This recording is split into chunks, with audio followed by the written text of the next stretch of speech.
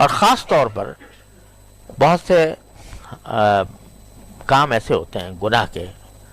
کہ اچھا خاصا نمازی آدمی ہے، روزے دار ہے،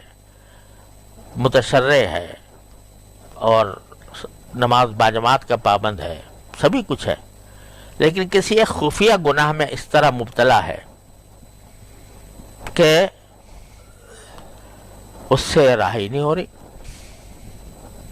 جانتا ہے کہ گناہ کر رہا ہوں اور پھر بھی وہ گناہ میں مبتلا ہے، چھوٹتا نہیں ہے، تو کیا کرے؟ کم سے کم اتنا تو کرے کہ یہ مانگے ربنا آتنا من لدنک رحمۃ وہیئ لنا من امرنا رشدا، یا اللہ مجھ سے چھڑوا دیجیے گناہ، یا اللہ میں ہمارے تو فرمایا کرتے ہیں اللہ میاں سے اس طرح باتیں کیا کرو کہ اللہ یا تو چھڑوا دیجیے ورنہ میری پکڑ نہ کیجیے گا، میں نے آپ کے حوالے کر دیا اپنے آپ کو، یا چھڑوا دیجیے یا میری پکڑ نہ کیجیے گا وہاں پر۔ تو یہ جب بندہ اتنا ربط پیدا کر لیتا ہے تو جب باری تعالیٰ یہ دیکھتے ہیں کہ یہ بندہ بیچارہ